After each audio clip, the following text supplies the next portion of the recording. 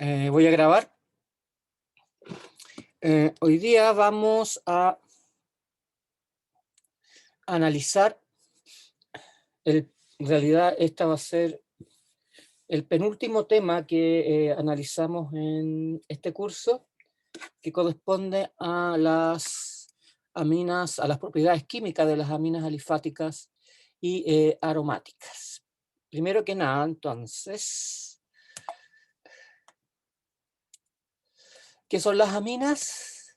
Las aminas son compuestos orgánicos que poseen una cadena que puede ser alifática tanto como aromática, que tiene unido un grupo amino, un nitrógeno con hidrógenos básicamente.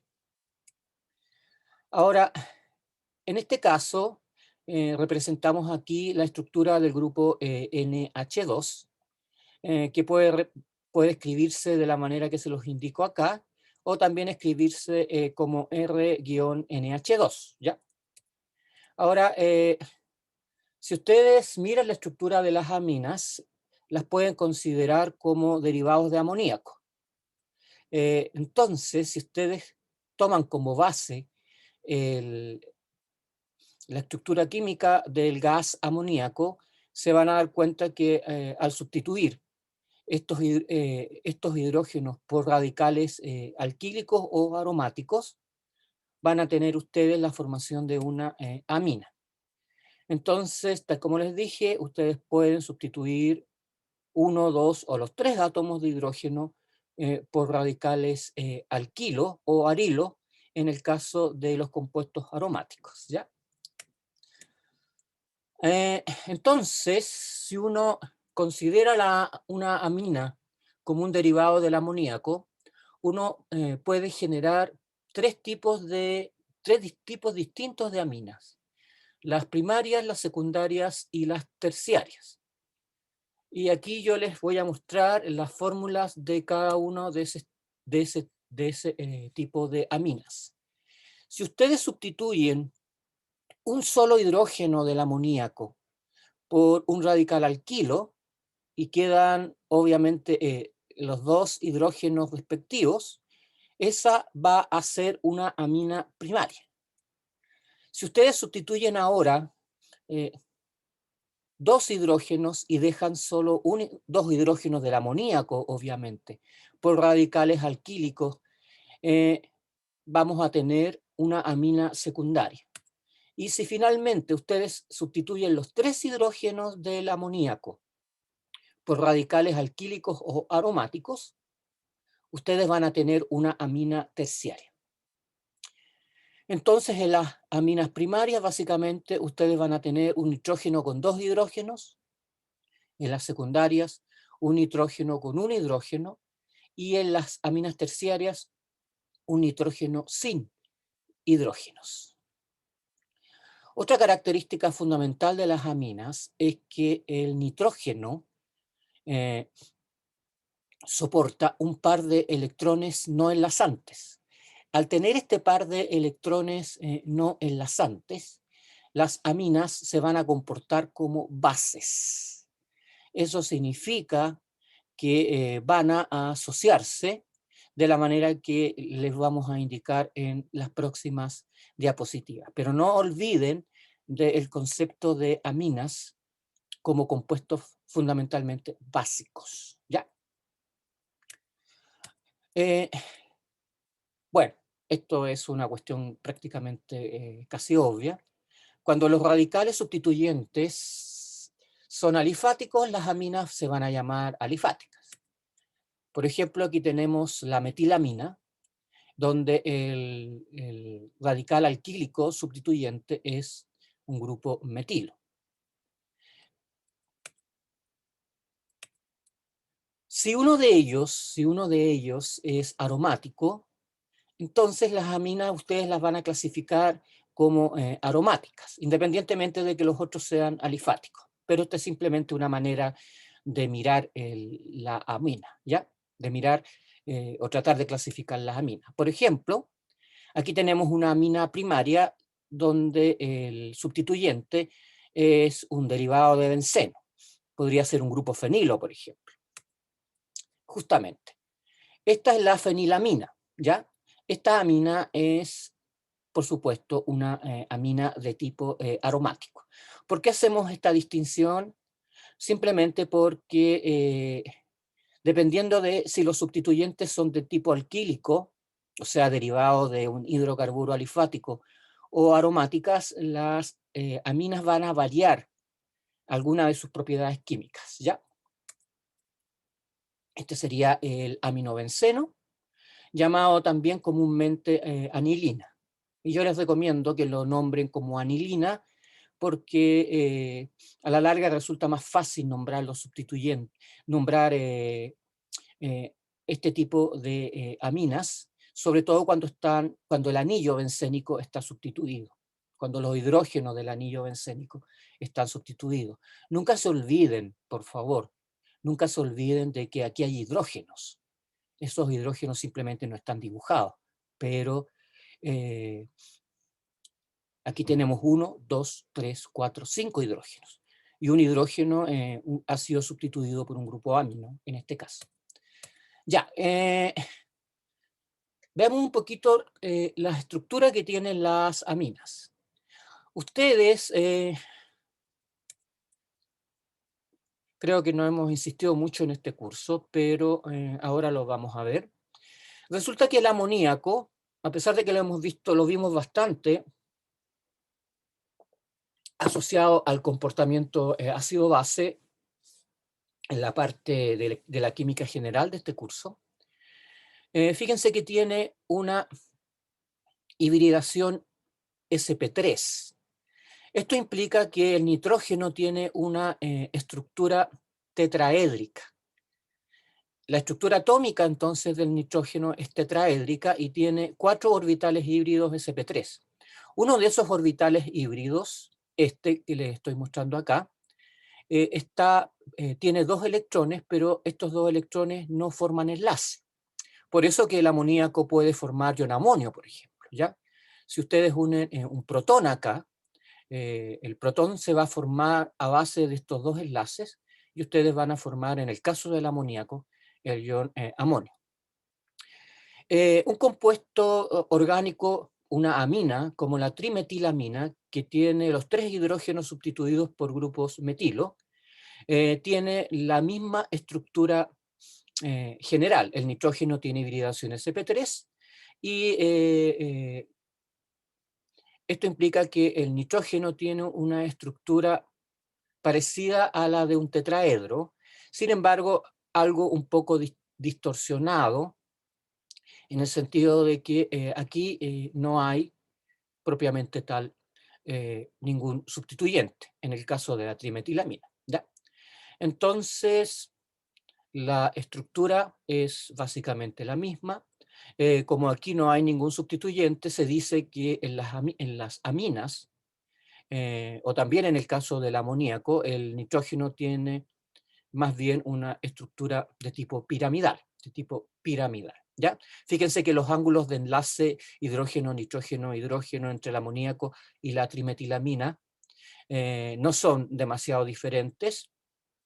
El de la trimetilamina es un poco más abierto, 108 contra 7, pero esto probablemente se debe a la repulsión que se observa entre los grupos metilo, que tiende a separar, a aumentar un poco este ángulo con respecto al amoníaco, donde hay puros hidrógenos que son más pequeños y hay un menor grado de repulsión.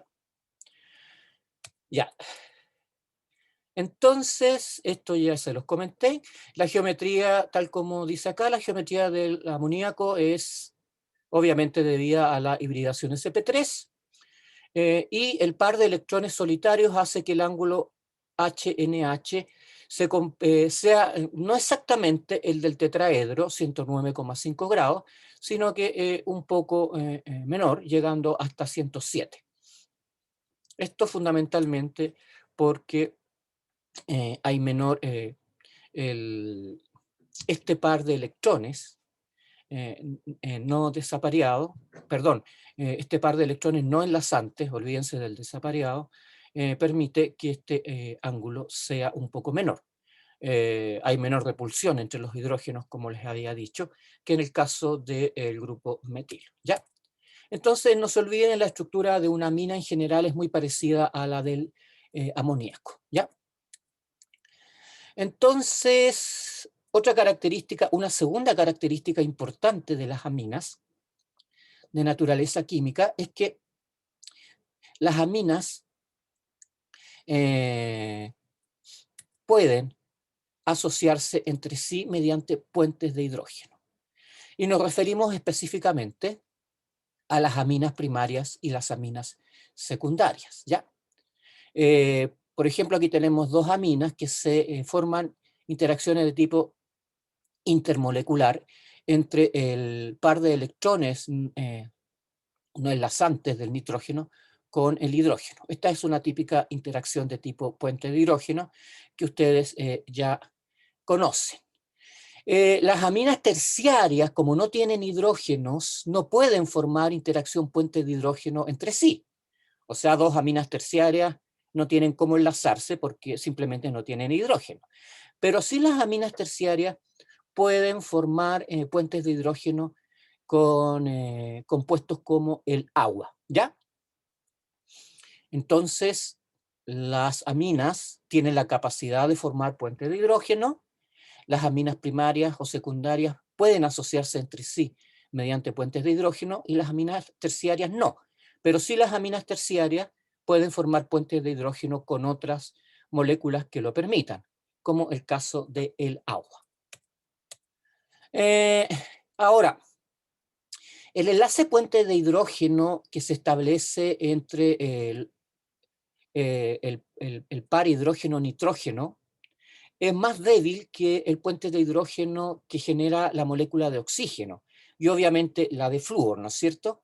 Y esto se debe básicamente a que el nitrógeno es menos electronegativo que el oxígeno.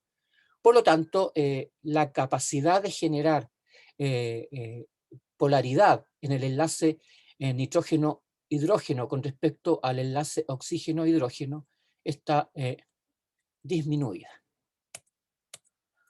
Ya, esto hace que en general los puntos de fusión y ebullición de las aminas sean algo más bajos que lo de los correspondientes alcoholes. Recuerden, en el caso de los alcoholes tenemos interacciones puentes de hidrógeno, oxígeno, hidrógeno, pero obviamente van a ser mucho más altos que los hidrocarburos de igual peso molecular, que tienen interacciones intermoleculares, pero que son extremadamente débiles. Y aquí les muestro una tabla donde aparecen los puntos de ebullición. Se compara, por ejemplo, un éter que tiene oxígeno, que tampoco va a formar puentes de hidrógeno con otras moléculas, pero bueno, sirve para como punto de comparación.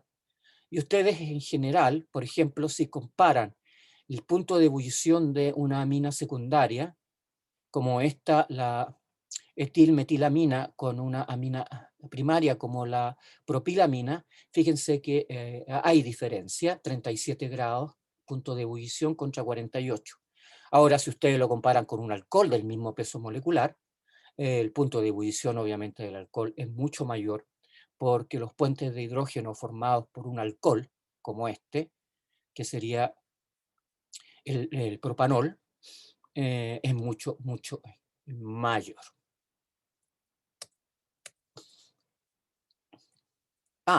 Por último, el éter, como no forma puentes de hidrógeno entre sí, tiene un punto de ebullición bastante menor.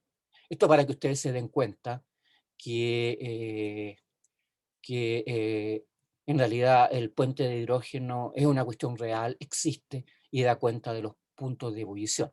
Fíjense que las aminas terciarias que no tienen hidrógenos entre sí tienen puntos de ebullición extremadamente, mucho más bajos que el de las secundarias y las primarias, y esto se debe básicamente a la incapacidad que tiene una amina terciaria de formar puentes de hidrógeno entre sí.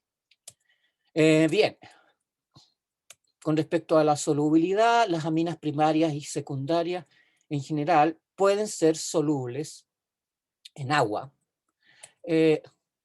sobre todo las que son más chicas o las que tienen un número menor a 6 átomos de carbono. Esto es porque en este caso, aquí tenemos una amina primaria, que también podría ser el caso de una amina secundaria. Fíjense que el hidrógeno del agua, uno de los hidrógenos del agua puede formar puentes de hidrógeno fácilmente con un nitrógeno de una amina primaria o secundaria. Esto la hace soluble, relativamente soluble. Obviamente, si la cadena hidrocarbonada es muy larga, a medida que ustedes la hagan más y más larga, empieza a predominar el efecto hidrofóbico y los puntos de ebullición de las aminas, o mejor dicho, la solubilidad en agua empieza a disminuir. Más que los puntos de ebullición sería la solubilidad, porque eso es lo que estamos analizando. Una cuestión importante, y me sirve para mencionar un término, un concepto químico que es importante en la química orgánica. Fíjense que las aminas terciarias son extraordinariamente poco solubles en agua. Y aquí a pesar de que pueden formar puentes de hidrógeno, resulta que aquí empieza a tallar un efecto que hasta ahora nosotros no hemos analizado en este curso, que es el llamado impedimento estérico. ¿Qué es lo que es el impedimento estérico? Para que una molécula de agua pueda formar puentes de hidrógeno con una amina, por ejemplo, en este caso, ustedes necesitan que el hidrógeno se acerque al nitrógeno a una distancia tal de que se forme el enlace puente de hidrógeno, la distancia de enlace adecuada, ¿ya? En las aminas terciarias tenemos un efecto de los grupos sustituyentes, y es por tamaño, fíjense, el volumen. Los radicales alquílicos ocupan mucho mayor volumen en una amina terciaria simplemente porque son 3 cuando los comparamos con respecto a una secundaria o una primaria, ¿no es cierto? Entonces, este efecto del volumen, estos radicales ocupan espacio, impiden que el nitrógeno y el hidrógeno se acerquen a distancia adecuada para formar un puente de hidrógeno. Esto hace que las aminas terciarias sean malas formadoras de puentes de hidrógeno, con el agua específicamente, y eso hace que las aminas terciarias sean mucho menos solubles que las aminas primarias y las aminas secundarias. Este efecto del volumen, y aquí les puse incrementado el, el tamaño del hidrógeno para que para que ustedes se den cuenta de que este efecto del volumen de los radicales sustituyentes le impide al hidrógeno acercarse al nitrógeno a la distancia adecuada para formar un enlace puente de hidrógeno, hace que las aminas terciarias sean menos solubles. Este efecto recibe el nombre de impedimento estérico. Básicamente le cuesta a la molécula de agua entrar y formar un enlace puente de hidrógeno con el nitrógeno. Ya. Preguntas de lo que hemos visto hasta ahora, chiquillos.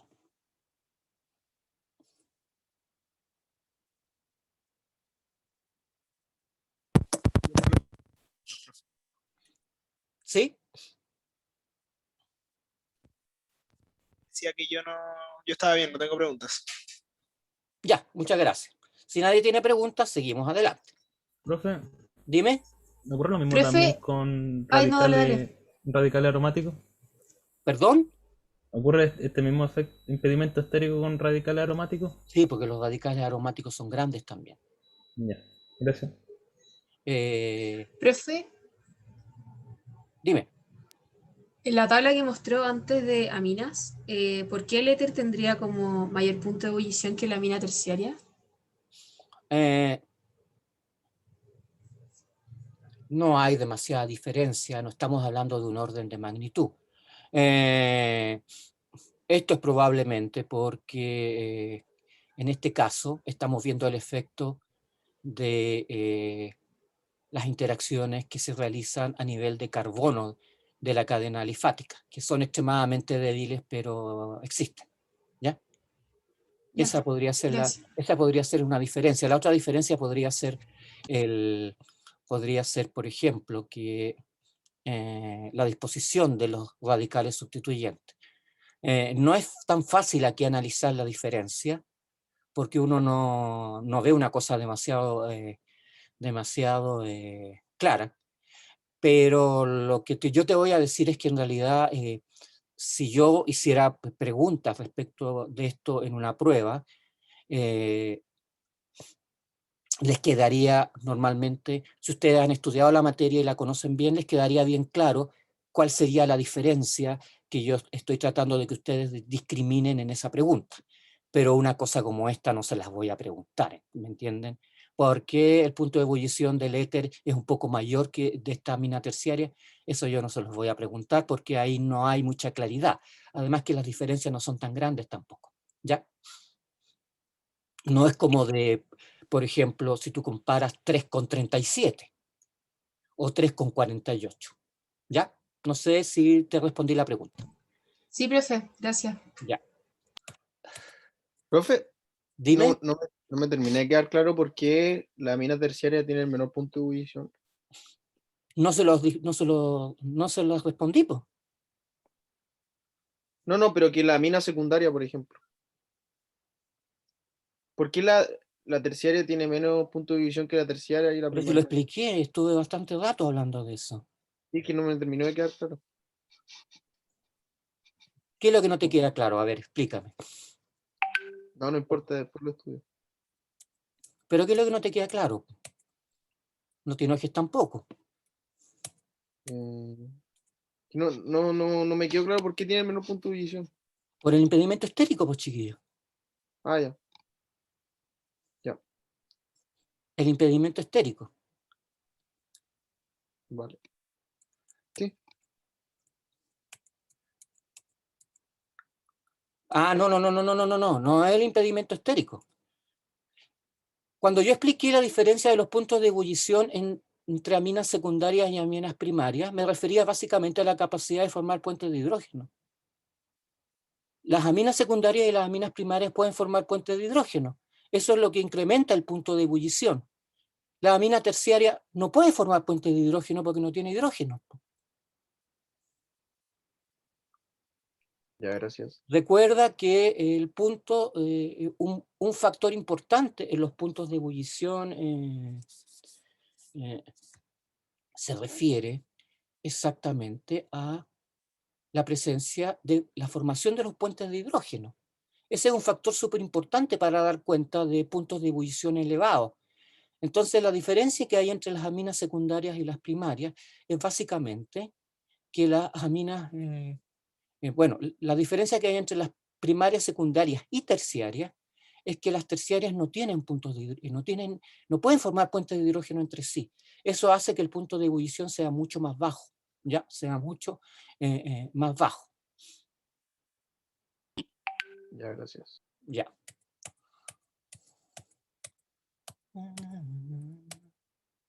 Bien.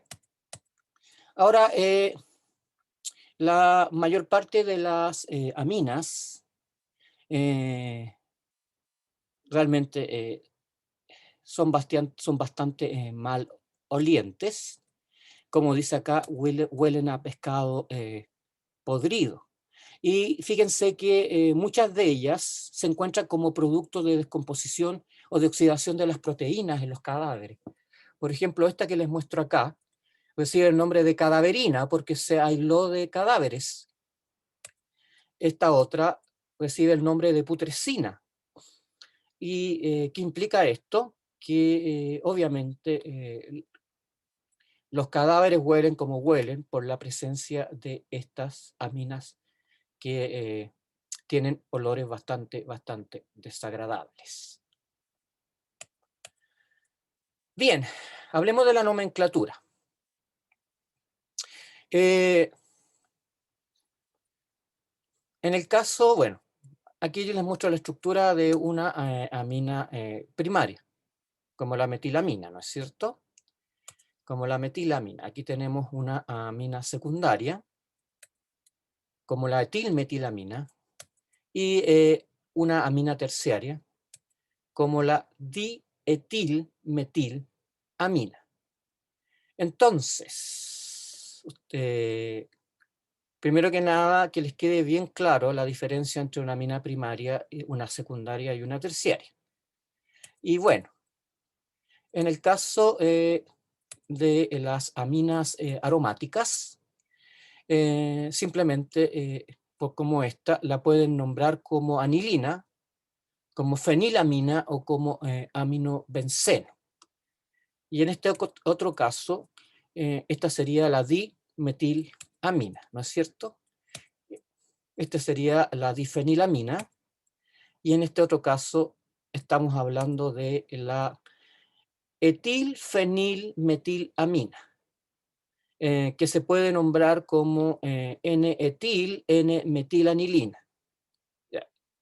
Pero no les he hablado nada de la nomenclatura, porque lo único que les he mencionado acá son nombres comunes.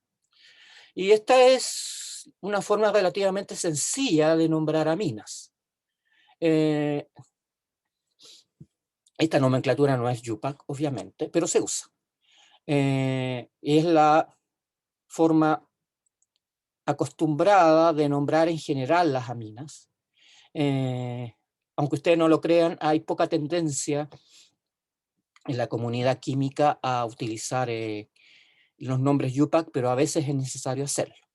Entonces, ustedes nombran la amina utilizando siempre la palabra amina al final y anteponen el nombre de los sustituyentes. En este caso sería un grupo metil, por lo tanto la nombramos metiletilamina. En este otro caso tenemos dos sustituyentes, un grupo metilo y un grupo etilo. Entonces me la van a nombrar como etilmetilamina. Y lo hacen por orden alfabético. Primero el grupo etilo y después el grupo metilo. Nótese que no hay guión entre medio porque el guión solo se usa para palabra número, como les expliqué ayer, ¿ya? Y en este último caso, que es una amina terciaria, me la van a nombrar como dietil, porque tenemos dos grupos etilo, metilamina. Recuerden que el di no se usa para generar nombres por orden alfabético. Aquí usamos o lo nombramos como etilmetilamina. El etil va antes que la M, por eso se nombra por orden alfabético. Pero como tenemos dos grupos etilo, la vamos a nombrar como dietilmetilamina. En este caso, por ser una amina aromática, ustedes me la pueden nombrar fundamentalmente, se puede nombrar como aminobenceno. Recuerden, como les dijo el profesor Luis Quiñones en su clase, que los compuestos aromáticos tienen cierta laxitud en su nomenclatura. También me la pueden nombrar como anilina, que es el nombre que yo les recomiendo, pero también la podrían nombrar como fenilamina. Aquí tenemos el radical fenilo, que está unido al nitrógeno. Entonces, bueno, aquí en este caso tendríamos una dimetilamina, tenemos dos grupos metilo, tenemos que anteponer el prefijo di, y en este otro caso sería difenilamina. Entonces, ¿qué tenemos acá? Tenemos una mezcla en realidad no mezcla, yo les he mencionado acá nombres comunes de las aminas, pero una cuestión importante y nunca se les puede olvidar es que la palabra amina siempre va al final. La palabra amina siempre va al final, ¿ya? En este otro caso, que es un caso donde la amina está sustituida en el nitrógeno y no en el anillo aromático, porque también podrían haber habido sustituciones en el anillo aromático. Recuerden que los hidrógenos pueden ser sustituidos. En este caso, ustedes deben agregar el prefijo N para indicar que el nitrógeno, que el grupo etilo y el grupo metilo están unidos al nitrógeno y no al anillo aromático, porque si no siempre quedaría esa duda. Entonces ustedes me la van a nombrar como N-etil, N-metilamina. Y este N mayúscula guión, indica que el grupo etilo y que el grupo metilo están unidos a el nitrógeno. Entonces me la nombran como un derivado de la anilina, una anilina N substituida, que es como se llama. Anilina N substituida indica que los hidrógenos estos de la anilina están siendo sustituidos por nitrógeno. Esta nomenclatura vale solo para cuando me la nombran como derivado de la anilina, porque el nombre común que ustedes podrían usar, y probablemente el que se les va a ocurrir primero, es nombrármela como etil, fenil, metil, amina. ¿Ya? Etil, fenil, metil, amina, que es el nombre común con el cual ustedes también pueden nombrar a una amina terciaria. ¿Ya? Entonces, repito, el prefijo N se usa solo en el caso de que ustedes la nombren como un derivado de la anilina, por lo menos en este caso. Ya, ahora vamos a ver la nomenclatura de aminas de forma más seria, la nomenclatura UPAC, y la vamos a comparar con la nomenclatura corriente. En la nomenclatura corriente, entonces, se nombran mencionando primero los radicales unidos al átomo de nitrógeno, seguido de la palabra amina, tal como lo hemos visto en los casos anteriores. En la nomenclatura UPAC, la cadena principal es la que contiene, de nuevo van a buscar, aquella que contenga el mayor número de átomos de carbono. Ven que esa propiedad de esa regla UPAC jamás se pierde. Y van a sustituir la terminación O del alcano o el areno, en el caso de un aromático, por la palabra amina. ¿Ya?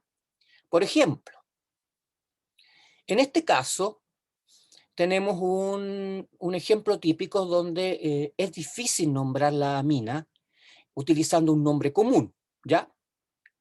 Porque el nitrógeno está unido a un carbono secundario. Por lo tanto, ¿qué hacemos en este caso? Recurrimos a UPAC y la vamos a nombrar como un derivado de butano, ¿ya? Porque la cadena tiene 4 átomos de carbono. La numeran, le dan la menor numeración al carbono que le da la menor numeración al grupo sustituyente amino, en este caso, y me la van a nombrar como 2-butanamina. 2-butanamina. Fíjense que uno podría haber dicho 2-butanoamina, pero en general se acepta la pérdida del O del butano y hacen una contracción en realidad y le agregan inmediatamente la palabra amina. Pero la nomenclatura UPAC, chiquillos, exige, y no me voy a cansar de repetírselos, que la palabra amina vaya al final. La palabra amina siempre tiene que ir al final. ¿Ya? Existe otra nomenclatura, la nomenclatura corriente, pero yo no voy a perder tiempo porque yo prefiero que este tipo de aminas, las complicadas de nombrar por nomenclatura corriente, me usen la terminología, me usen la nomenclatura UPAC. Y esto, nos vamos a olvidar de esto, porque simplemente no quiero que pierdan tiempo con una nomenclatura común que ya ni siquiera nadie la usa. Bien, si la amina es secundaria o terciaria, el radical que posee la cadena más larga da el nombre al compuesto. Y él y los otros radicales se nombran como sustituyentes del grupo amino y se indica su posición anteponiendo N por nitrógeno. Ya, mucha palabrería para decir lo siguiente.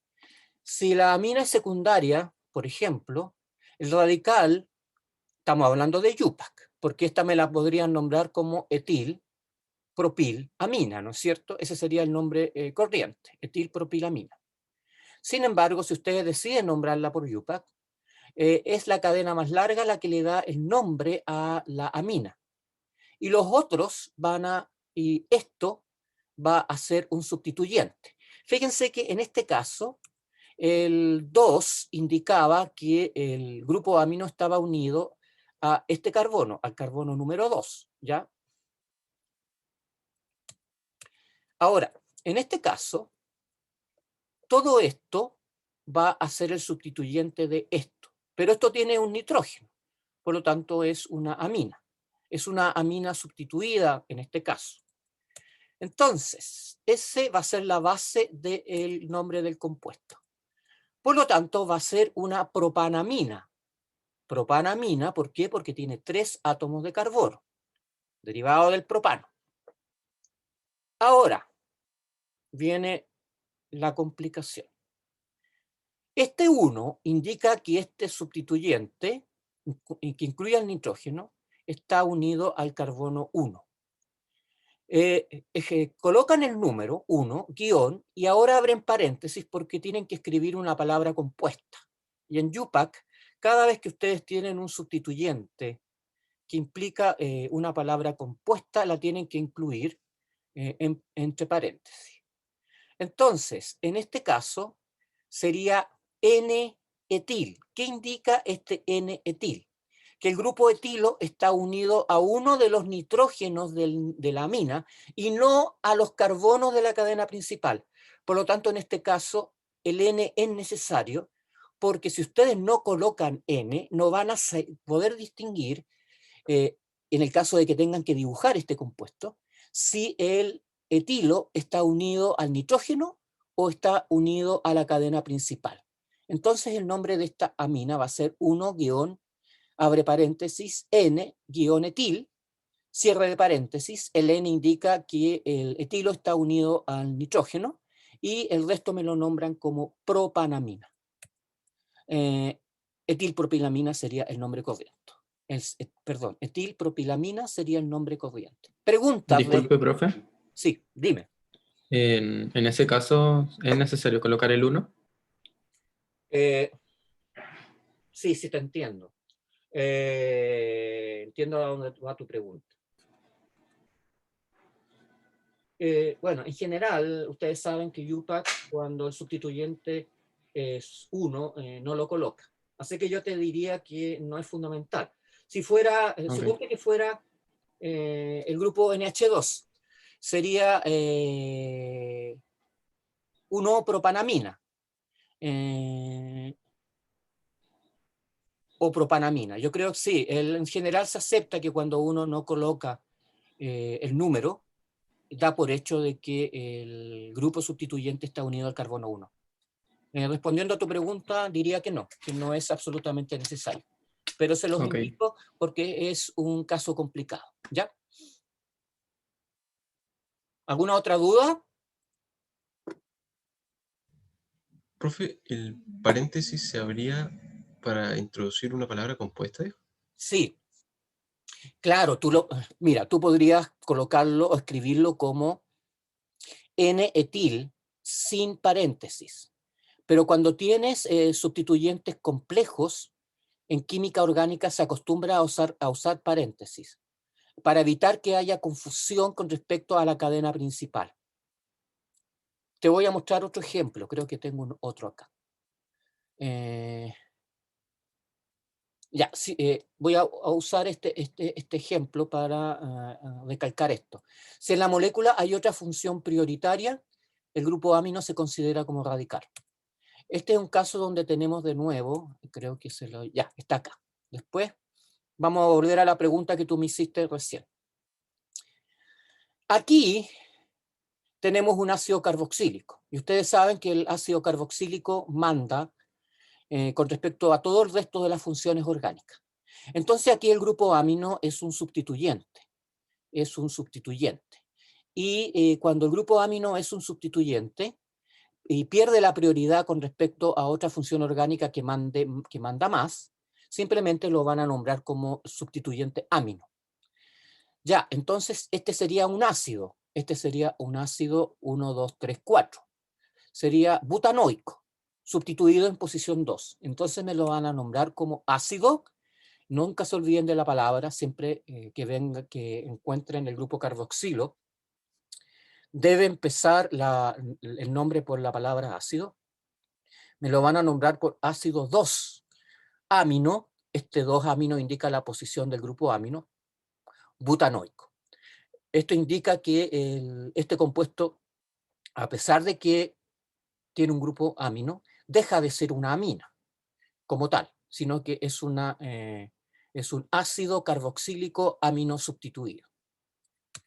Y en este otro caso, donde tenemos una amina, en este caso sería un derivado de una amina con un solo hidrógeno, o sea, una amina de tipo secundaria. Fíjense que, de nuevo, vamos a utilizar la palabra aminobutanoico. Sin embargo, esto implica una cierta complejidad para nombrar. Por lo tanto, vamos a usar paréntesis. Entonces lo vamos a nombrar como ácido. Vamos a anteponer el número 2 dentro del paréntesis, porque aquí vamos a nombrar el sustituyente. ¿Y cómo nombramos a este sustituyente? Lo vamos a nombrar como N-metil amino butanoico. Este sería el ácido 2-N-metil amino butanoico. Entonces, respondiendo a la pregunta al alumno que me preguntó por los paréntesis se usan cuando la palabra, un sustituyente, es complejo y tiene varios términos. Esto simplemente para distinguirlo de la cadena principal. No sé si te queda claro, tú chiquillo que me hiciste la pregunta con respecto al paréntesis, o te queda más claro ahora. Sí, ahora me quedó claro. Gracias, Ya. profe. Y en este otro caso, que tenemos un derivado de una amina en realidad terciaria, fíjense que me lo van a nombrar como ácido, abren paréntesis, y colocan en la letra N delante de cada sustituyente que incluye, que está unido al nitrógeno. N-etil, N-metil, amino, y la palabra amino tiene que ir acá, dentro del paréntesis, porque es un sustituyente en el ácido butanoico. Esto para indicarles que el N siempre tiene que ir, en el caso que ustedes me nombren, una amina de este tipo, porque deben distinguir entre los sustituyentes que están unidos al nitrógeno y los sustituyentes que están unidos a la cadena principal. Aquí voy a aprovechar para insistir en algo que es importante. En la nomenclatura común, chiquillos, no se usa el prefijo N, porque se da por hecho que los sustituyentes están unidos al grupo amino. Fíjense que aquí el nombre común es etilpropilamina. Solo en YUPAC se usa el N como prefijo para indicar a qué grupo está unido el sustituyente. En este caso al grupo amino. No los átomos de carbono de la cadena principal. ¿Por qué insisto con esto, chiquillos? Porque ustedes, si se ponen a mirar internet, muchas veces la gente, ustedes van a encontrar cosas como N-etil, N-propilamina, nomenclatura corriente. Eso está malo. La nomenclatura corriente no usa el N, ¿ya? Y repito, lo van a encontrar varias veces. Fíjense que de todos los compuestos que yo les puse acá, perdón, por ejemplo, metilamina. No, en la nomenclatura corriente no necesitan ustedes escribir N-metilamina, porque la nomenclatura corriente da por hecho que el sustituyente está unido al nitrógeno. En este caso no necesitan colocar N-etil, N-metilamina. Eso está de más, ¿ya? No sé si les quedó claro lo que acabo de indicar. Una pregunta, ¿me escucha bien? ¿Sí? Dime. Sí, que en el ejemplo que dio antes, que era el ácido 2 paréntesis N-etil, N-metilamino butanoico, en ese ejemplo, que había visto como hay como ejercicio que de repente, por ejemplo, pueden poner, quiero saber si está bien o no, que es ácido 2, por ejemplo, N-etilmetilamino, que lo ponen las dos N seguidas. En el caso de ser el mismo sustituyente está bien. Si este fuese un metilo, tú puedes colocar N,N dimetilamino. Pero cuando son sustituyentes distintos, debes colocar el N antes del sustituyente. Ya, perfecto. Ya, gracias. ¿Ya? Es porque si no tendrías que escribir N-metil, N-metil, ¿ya? Y eso se considera, eso no, en realidad se escribe como NN dimetil. NN dimetil. Así que está bien eso que viste. Ya, perfecto, gracias.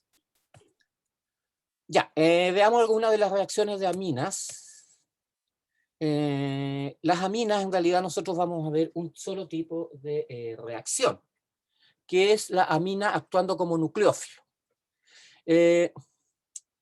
No voy a insistir, hay dos tipos de en realidad los nucleófilos experimentan, hay un tipo de reacción que se llama de sustitución nucleofílica, y nosotros no hemos estudiado el detalle de este tipo de reacciones en este curso, porque en realidad no es un curso de mecanismos de reacción, aunque algo de eso vemos.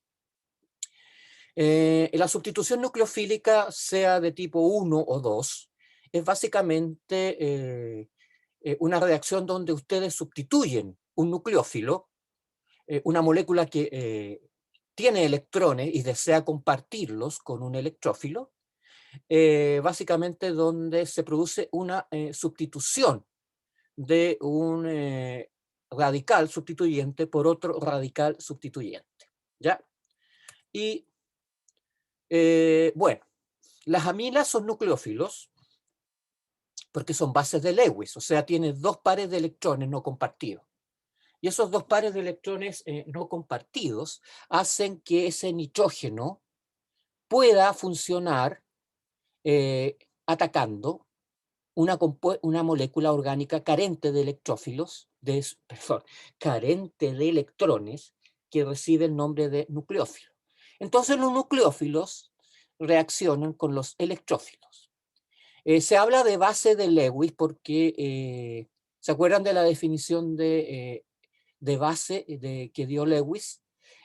Simplemente Lewis definía a los ácidos y las bases por su capacidad de dar o recibir electrones. Las bases de Lewis son compuestos dadores de electrones y obviamente reciben el nombre en química orgánica de nucleófilos, y los ácidos de Lewis son sustancias que toman esos electrones. Los ácidos captan esos electrones. Los ácidos de Lewis son electrófilos. Entonces tenemos un nucleófilo que tiene electrones de más, que reacciona con un electrófilo que le faltan electrones. Entonces la reacción química se produce para estabilizar ese efecto dador de electrones por parte del nucleófilo y el efecto aceptor de electrones por parte del electrófilo. Uno es un ácido y uno es una base. En este caso, el nucleófilo es la amina, tiene dos pares de electrones y reacciona con un electrófilo. En este caso, el carbono tiende a adquirir una cierta carga positiva. ¿Por qué? Porque el yodo es mucho más electronegativo que el carbono. Entonces, produce una separación de carga en el enlace. Tiende a, como es electronegativo, tiende a llevarse el par de electrones de enlace. Y al llevarse este par de electrones de enlace, genera una cierta polaridad de carga positiva sobre el carbono. Entonces, como este es un enlace de naturaleza polar, hay separación de carga, resulta que este carbono tiende a adquirir carga positiva. Entonces, si este es el nucleófilo, este carbono va a ser el electrófilo. Tiende a adquirir cierta carga positiva porque simplemente el yodo tiende a llevarse el par de electrones de enlace, lo que genera un delta de carga positivo acá. Este sería la base de Lewis y este sería el ácido de Lewis. Entonces, cuando ustedes vean reacciones nucleófilo-electrófilo, están en el fondo viendo reacciones ácido-base definidas por el criterio de Lewis, establecido por Lewis. Entonces aquí este par de electrones forma un enlace con el grupo metilo y genera este derivado de una amina.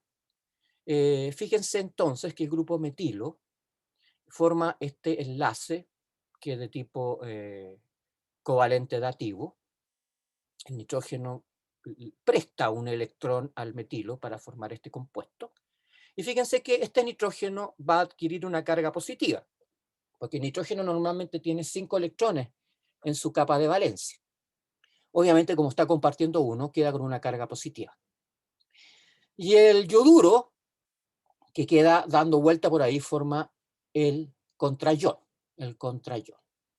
Si esto fuese soluble en un solvente acuoso o en un solvente orgánico, probablemente tendríamos estas especies separadas.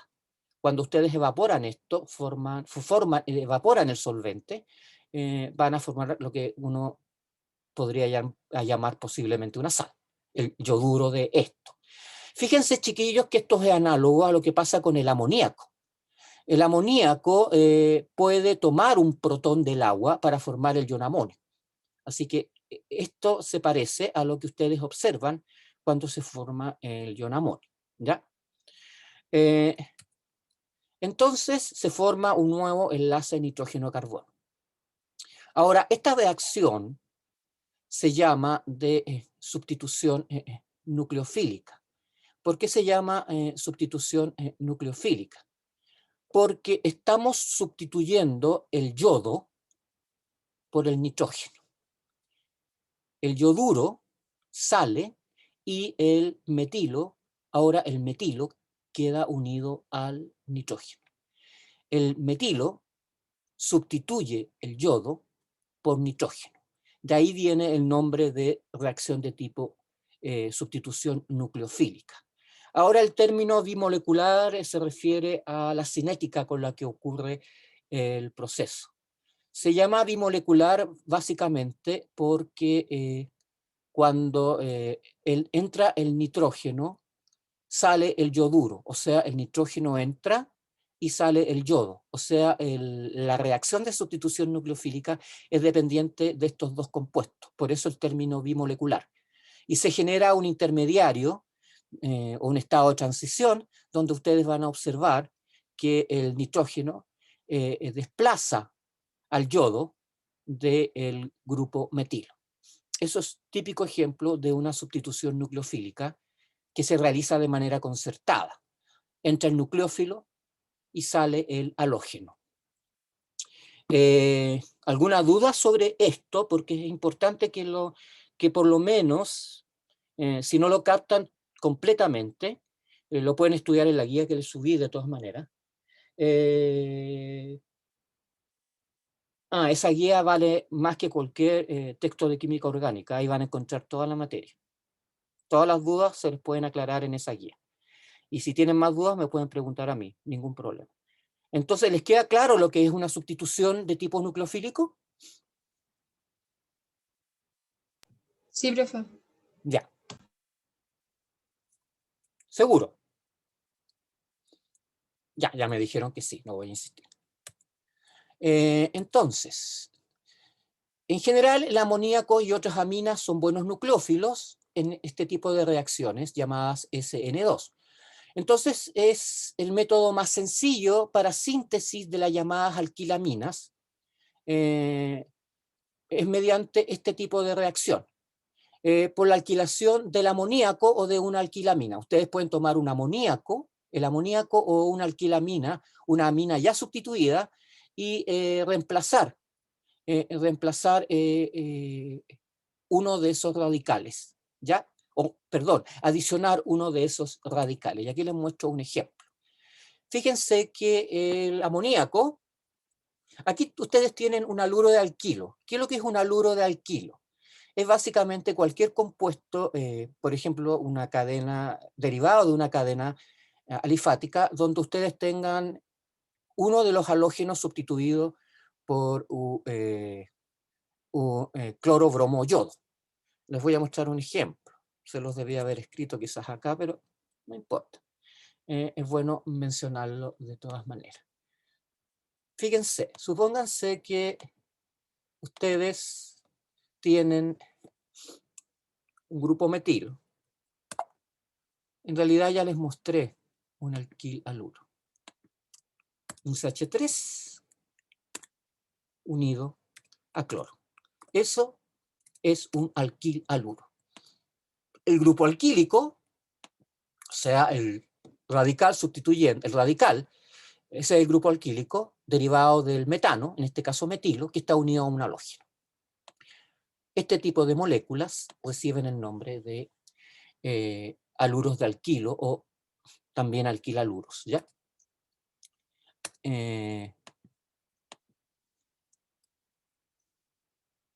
Eso sería básicamente. Entonces, fíjense, lo que estamos haciendo acá es sustituir.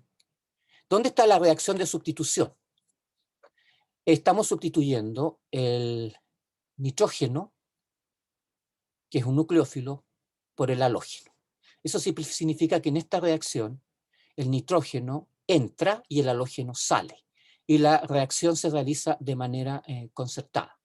Se forma como compuesto una sal de amonio, tal como les había mostrado acá. Fíjense que se forma esto, donde ustedes tienen básicamente un catión y un anión, que se estabilizan ambos por una interacción de carga, que ustedes van a observar propiamente tal en el compuesto aislado, porque en solución van a tener probablemente una separación de iones, como ustedes saben, por ejemplo, cloruro de sodio. Esto es para simplificar la cosa. Podría ocurrir, como les dije, que el solvente no fuese agua, pero pasaría básicamente lo mismo. En los solventes no acuosos, los solventes orgánicos, también ocurre separación de carga entre las moléculas que están solubles, ¿ya? Quizás la separación es menor que la del agua, pero ocurre. Bien, entonces nosotros tenemos como compuesto formado esto, y si ahora ustedes le agregan simplemente hidróxido de sodio, ustedes lo que hacen es eliminar la carga positiva y formar, en este caso, una amina primaria, en el caso de una amina primaria, una secundaria, en el caso de la secundaria, una terciaria, y en el caso de una terciaria, una sal de amonio cuaternaria. Básicamente lo que ustedes están haciendo acá es que cuando agregan OH, roban un hidrógeno. Por lo tanto, el nitrógeno, el OH, que es una base fuerte, toma un hidrógeno para formar agua, cualquiera de estos dos, y esto hace que el nitrógeno recupere los 5 electrones, por lo tanto pierde su carga. Eso es básicamente lo que ustedes están viendo. En el caso más dramático, en este caso, cuando ustedes tienen una amina terciaria, esta cosa ya no tiene nitrógeno, no tiene hidrógeno. Por lo tanto, aunque ustedes agreguen hidróxido de sodio, este compuesto ya no cambia sus propiedades de carga. No tienen un hidrógeno con el cual formar una amina no cargada. Preguntas de esto, si es que no les quedó claro.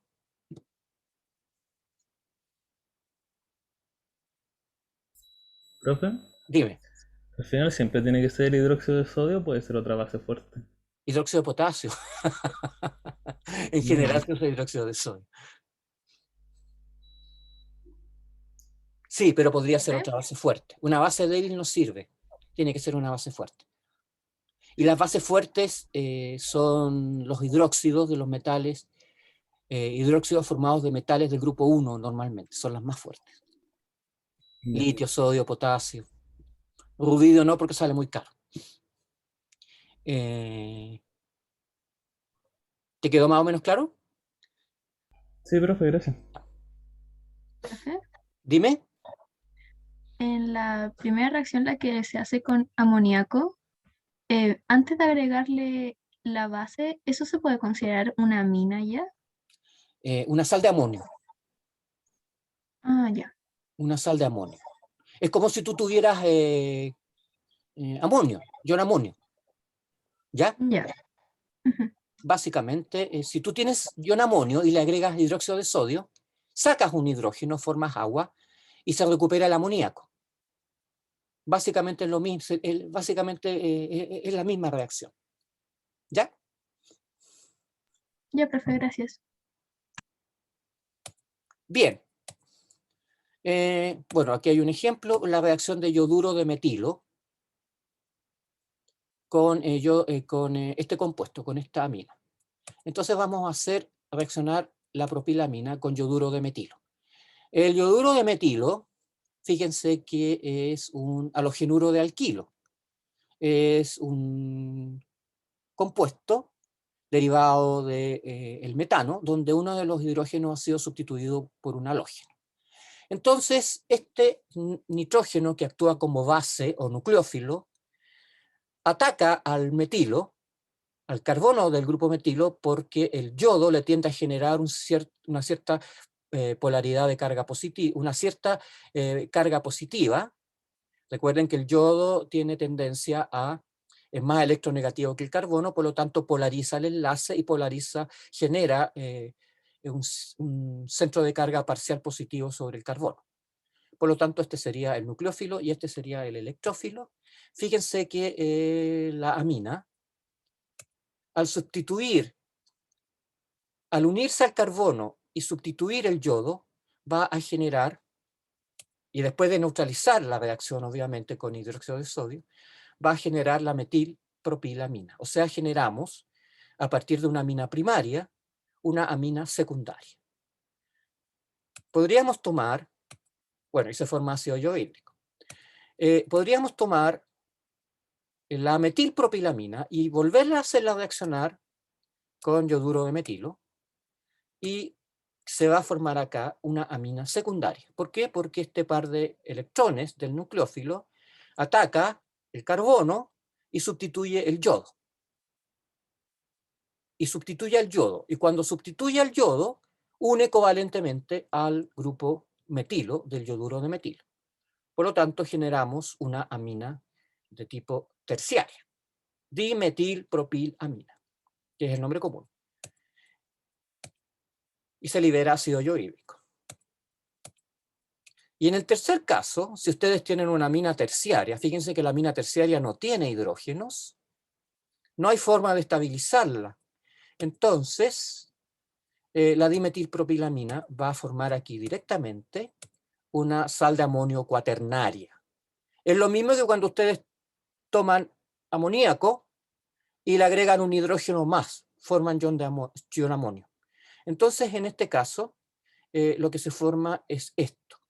Esta es una sal de amonio de tipo cuaternario, porque tenemos 4 sustituyentes distintos unidos al nitrógeno. Recuerda mucho a la estructura del ion amonio, donde cada uno de estos radicales es un hidrógeno, en realidad. Y ahí ya la reacción ya obviamente se terminó. ¿Ya? Y se forma esta sal de amonio. Y esta sal de amonio, fíjense que si ustedes miran su estructura, me la van a nombrar como yoduro de trimetilpropilamonio. Si tuviera los 4 sustituyentes iguales, sería yoduro de tetrametilamonio, pero tenemos 3 sustituyentes iguales y uno diferente. Entonces me la van a nombrar como yoduro de trimetilpropilamonio. El metilo va antes que el propilo porque la M va antes que la P. No se considera la T.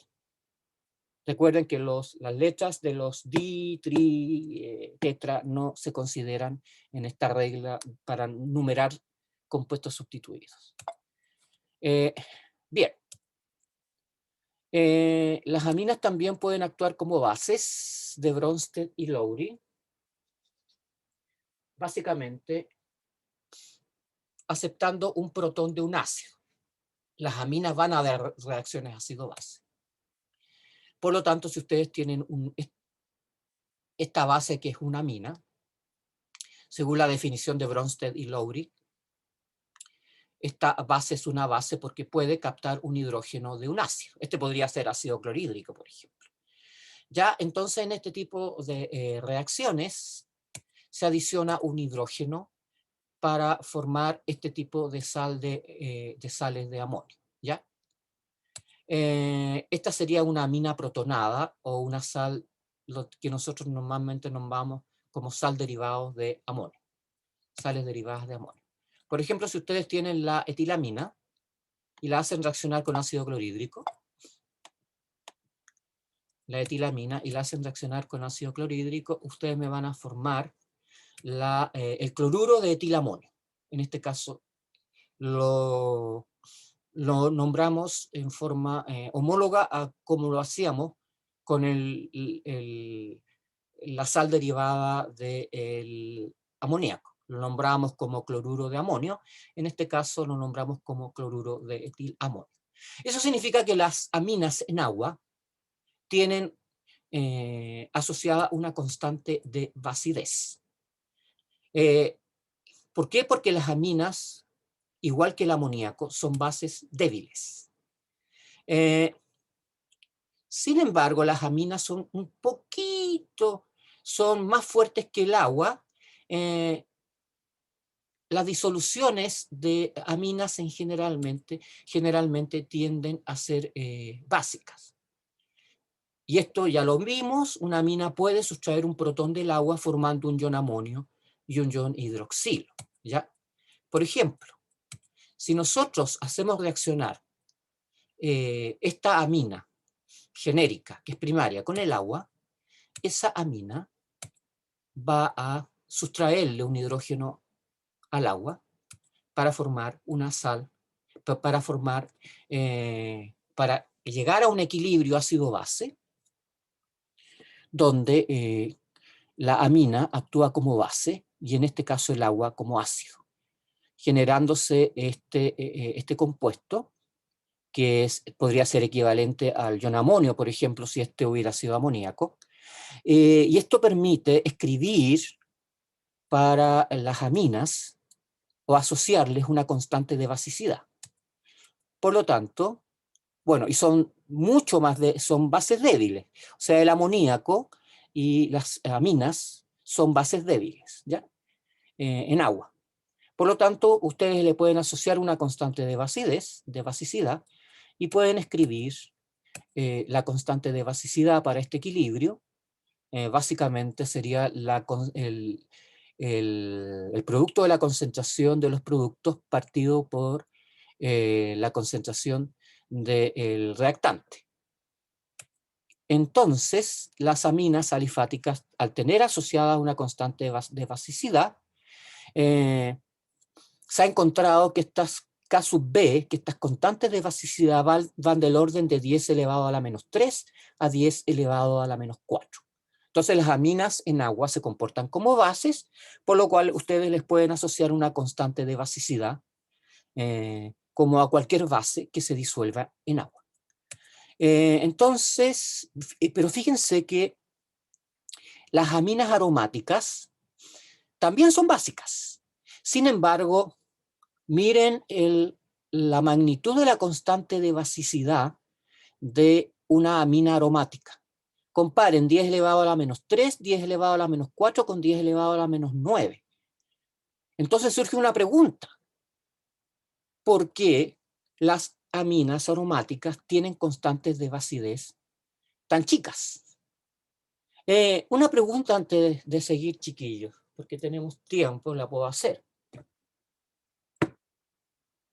¿Qué es mayor? ¿10 elevado a la menos 3 o 10 elevado a la menos 9? 10 elevado a menos 3. Por lo tanto, ¿cuál amina sería más básica? ¿Aquella que tiene una K sub B de 10 elevado a la menos 3? ¿O aquella que tiene una K sub B de 10 elevado a la menos 9?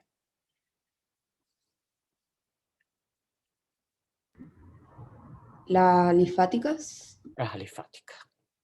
Muy bien. Muy bien. Entonces las aminas alifáticas son más básicas que las aminas aromáticas. Pero la pregunta es ¿por qué? ¿Alguien de ustedes se imagina por qué? ¿Cuál será la gran diferencia que explicaría esta diferencia en el valor de la constante de basidez o basicidad? Las aromáticas son más estables, ¿puede ser eso? Ya podría ser. ¿Y qué tienen las aromáticas que no tienen las alifáticas? Es obvio, ¿no es cierto? El grupo derivado del benceno, o sea, el anillo aromático. Y es el anillo aromático el que da cuenta de esta diferencia. Ya vamos a explicar eso. Entonces, como resultado de esto, las aminas alifáticas son más básicas que el amoníaco, debido a que los grupos alquílicos desplazan la carga eléctrica sobre el nitrógeno, por lo que se les denomina dadores de electrones. ¿Se acuerdan que ayer les hablé de esta cosa como mágica, el efecto inductivo? El efecto dador de electrones que tienen los radicales alquílicos y que se transmiten a través de los enlaces sigma. En realidad, este efecto inductivo va polarizando los enlaces. Va polarizando los enlaces. Y es un efecto que, curiosamente, se puede transmitir a distancia. Y los radicales alquílicos, fíjense que son dadores de electrones, tienen este efecto dador de electrones, ¿ya? A eso se le llama efecto inductivo positivo. Comparen el amoníaco con la estructura de una amina, en este caso una amina terciaria. El hidrógeno no tiene este efecto de dador de electrones, pero los radicales alquílicos, los derivados de compuestos alifáticos, tienen asociado este efecto dador de electrones, lo que ayuda a dispersar la carga eléctrica sobre el nitrógeno. ¿Qué significa dispersar la carga sobre el nitrógeno? En realidad significa disminuirla, ayuda a disminuir la carga de esos dos electrones, porque esta es positiva, entonces se neutraliza esta carga eléctrica negativa por estos dos electrones. Esto hace que las aminas alifáticas, que estas aminas dadoras de electrones sean más básicas. Tienen este efecto dador de electrones, lo que concentra la carga negativa sobre el nitrógeno. Concentra la carga negativa sobre este par de electrones. Los radicales son dadores de electrones, entonces el nitrógeno se hace aún mejor nucleófilo, más básico que aquel nitrógeno que tiene solamente hidrógenos como sustituyentes, donde los hidrógenos no tienen este efecto. Esto explica por qué las aminas alifáticas son más básicas que el amoníaco, ¿ya? Que el amoníaco. Pero ahora,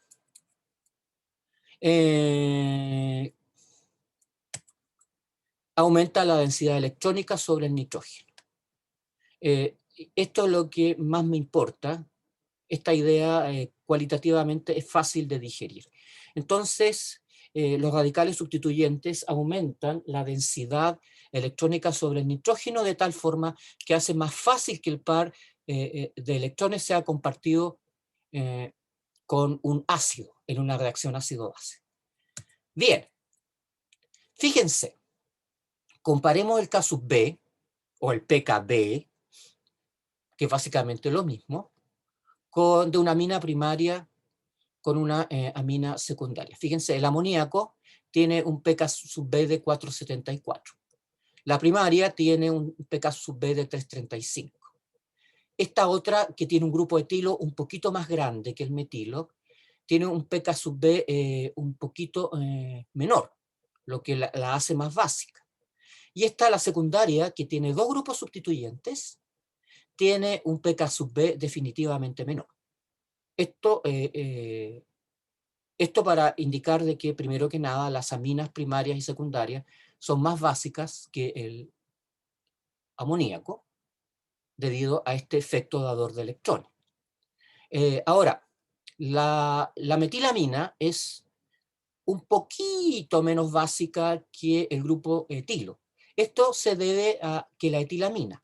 Por lo tanto, es muy probable que esta diferencia se deba a que el grupo etilo tenga un mayor efecto dador de electrones, un mayor efecto inductivo positivo que el grupo metilo, porque es más pequeño.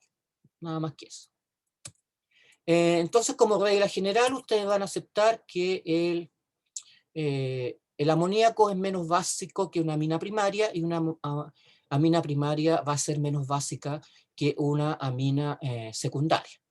Ahora, por extrapolación, ustedes podrían esperar que las aminas terciarias fuesen más básicas que las aminas secundarias, porque las aminas terciarias tendrían 3 grupos sustituyentes, ¿no es cierto?, dadores de electrones.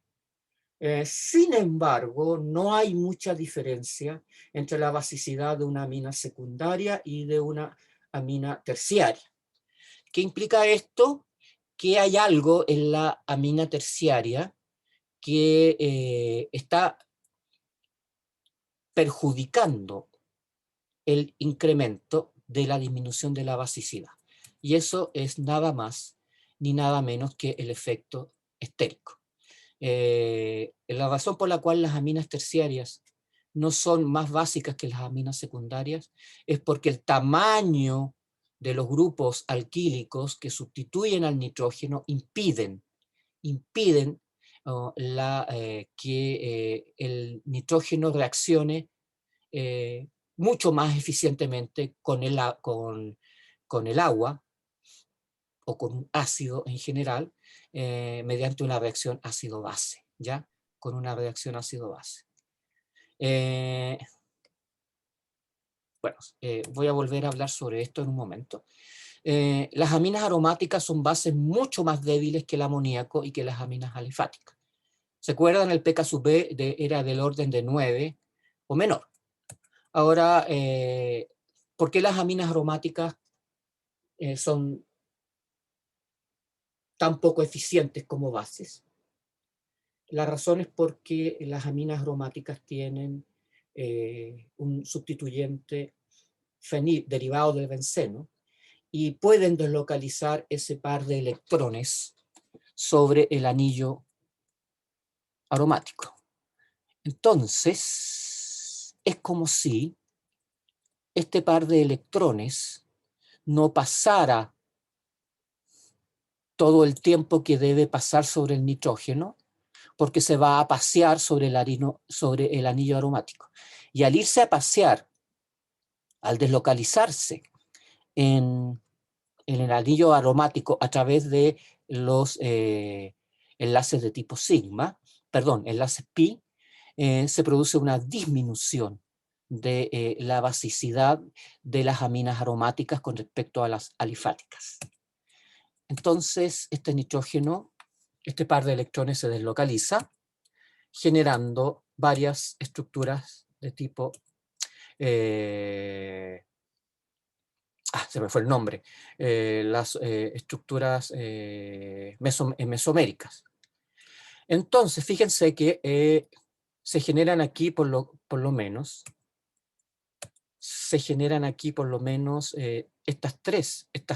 en realidad estas 4 formas.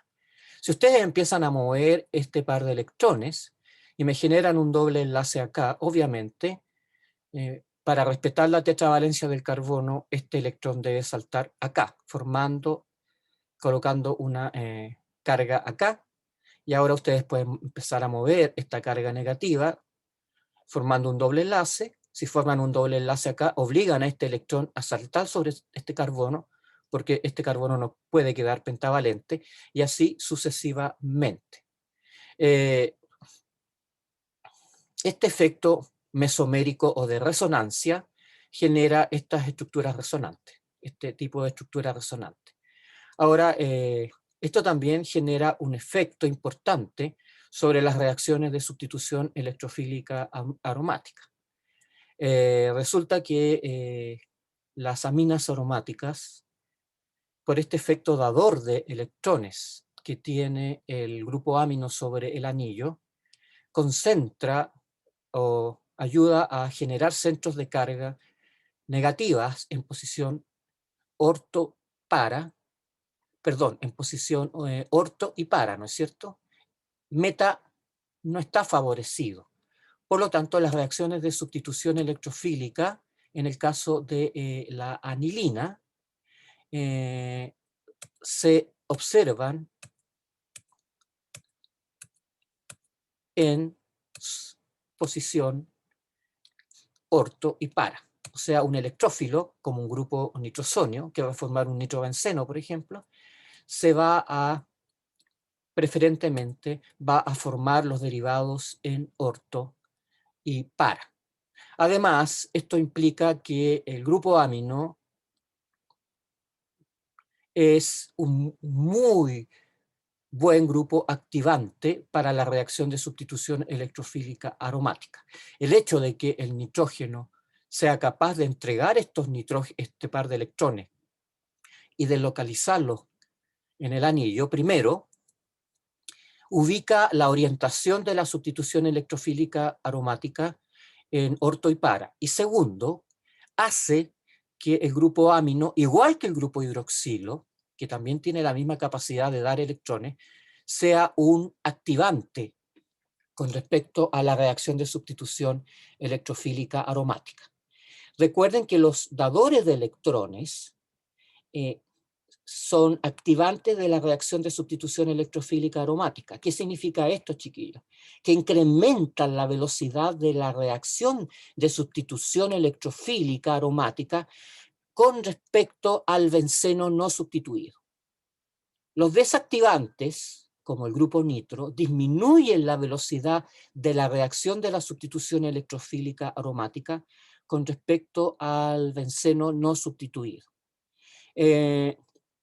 Lo que yo les estoy explicando ahora les va a quedar mucho más claro si cuando ustedes hayan estudiado la reacción de sustitución electrofílica aromática, que es la única reacción importante que dan los derivados del benceno. ¿Alguna pregunta con respecto a esto? Ayer no me hicieron ninguna pregunta con respecto, cuando vimos esto mismo con el fenol. ¿Alguna pregunta con respecto a esto?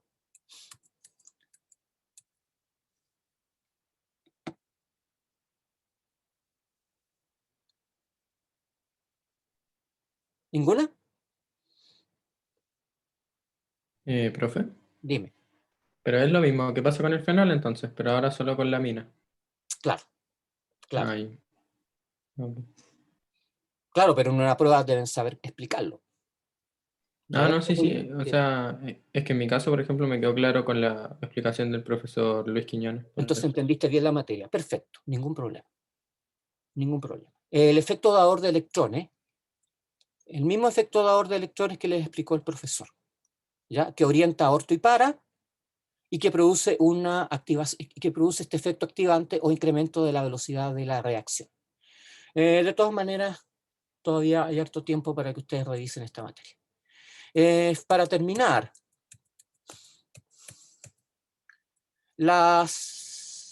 en el caso de las aminas como nucleófilos, no solamente pueden dar reacción de sustitución nucleofílica con compuestos derivados de halogenuros de alquilo. Con los halogenuros de acilo, y por eso se llama reacción de acilación, también dan este tipo de reacción. Fíjense que reaccionan con ácidos carboxílicos y con derivados de ácidos para formar amidas. ¿Qué implica esto? Y aquí les muestro un poco el efecto general. Cualquier nucleófilo, una amina, puede reaccionar con un... esto de todas maneras lo van a volver a ver con el profesor... que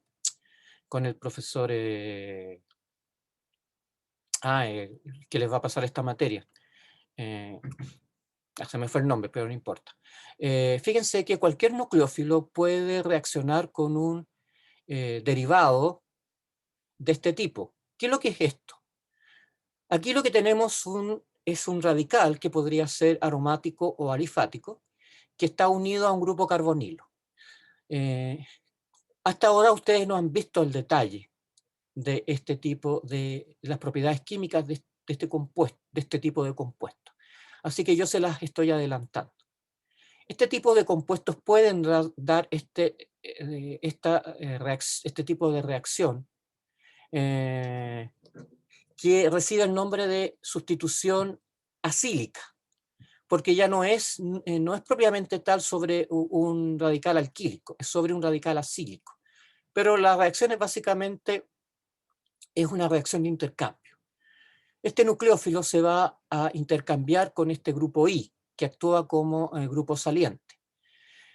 Como el enlace carbonilo es polar, se puede polarizar, generando un centro de carga positiva sobre el carbono y un centro de carga negativa sobre el oxígeno. Si este oxígeno se lleva este electrón, deja una carga positiva sobre este carbono, y este actúa como electrófilo.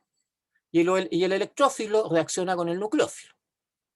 Este sería la base y este sería el ácido. Entonces, de Lewis, según la definición de Lewis. Entonces, el nucleófilo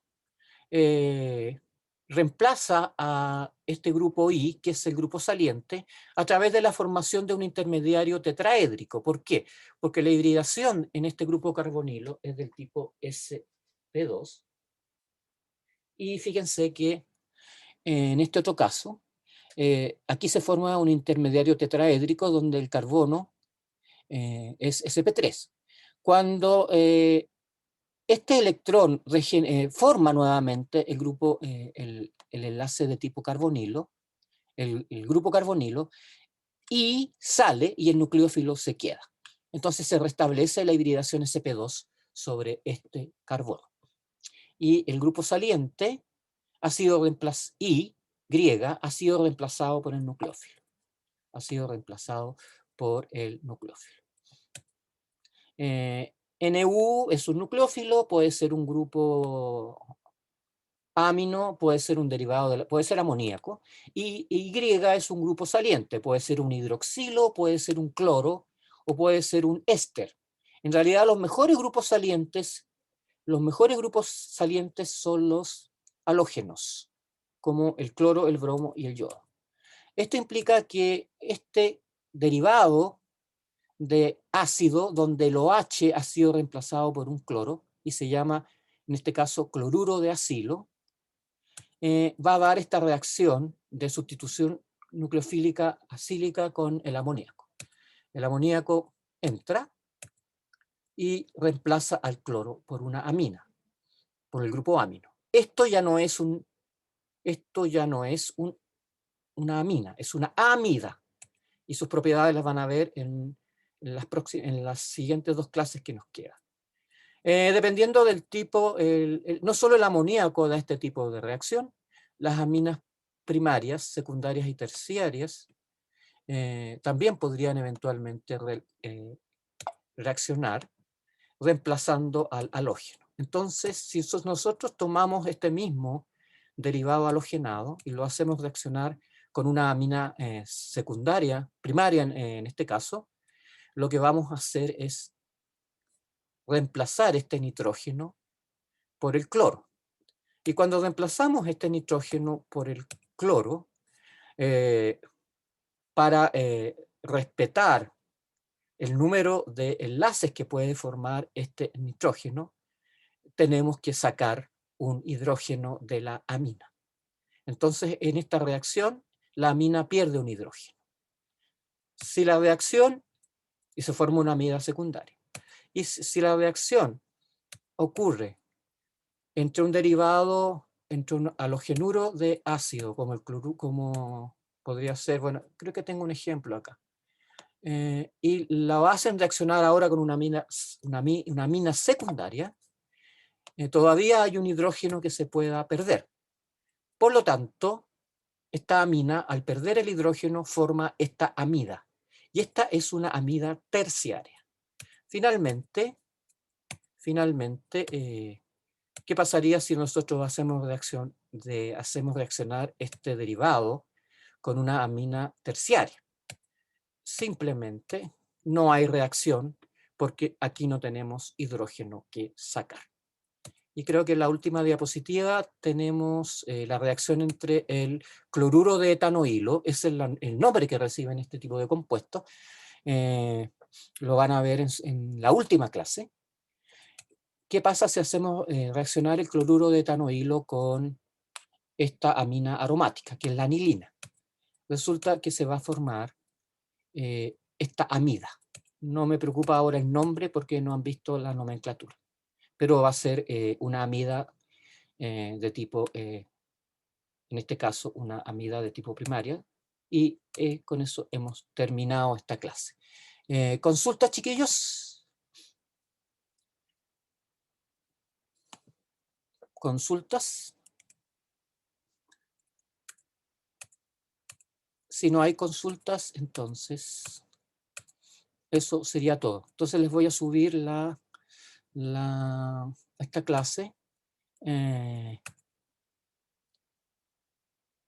Y aquí quedamos, chiquillos. Ya, si no hay consultas, entonces termino la clase porque tengo que hacer la segunda con el otro grupo. Nos estamos viendo entonces, chiquillos, que les vaya bien.